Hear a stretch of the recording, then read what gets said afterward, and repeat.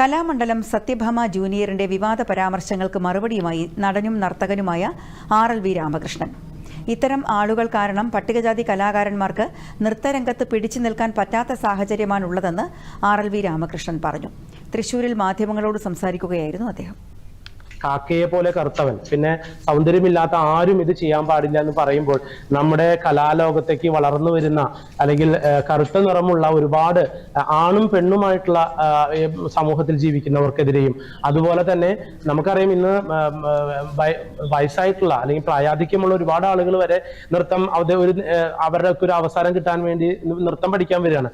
അപ്പൊ അവരടക്കമുള്ള ആളുകളെ ശാരീരികമായും മാനസികമായും പീഡിപ്പിക്കുന്ന തരത്തിലുള്ള വാചകങ്ങളാണ് ഇവരുടെ ഭാഗത്ത് നിന്ന് ഇപ്പോൾ പുറത്തേക്ക് വന്നിട്ടുള്ളത്. എന്തു തന്നെയായാലും വ്യക്തിപരമായിട്ടായാലും ഒരു പബ്ലിക്കിന്റെ ഇടയിൽ നിന്ന് സംസാരിക്കുകയാണെങ്കിലും ഇതിനെ നിയമപരമായി തന്നെ നമ്മൾ നേരിടാൻ തന്നെയാണ് ഒരുക്കം. കാരണം ഇനി ഒരിക്കലും കറുത്ത വർഗ്ഗക്കാർക്ക് നേരെ അല്ലെങ്കിൽ കറുത്തവർക്ക് നേരെ ഒരു ആള് ശബ്ദം ഉയർത്താൻ പാടില്ല. സംഭവത്തിൽ പ്രതിഷേധിച്ച് ഇന്നലെ ചാലക്കുടിയിൽ DYFI സംഘടിപ്പിച്ച പരിപാടിയിൽ രാമകൃഷ്ണൻ പങ്കെടുത്തു.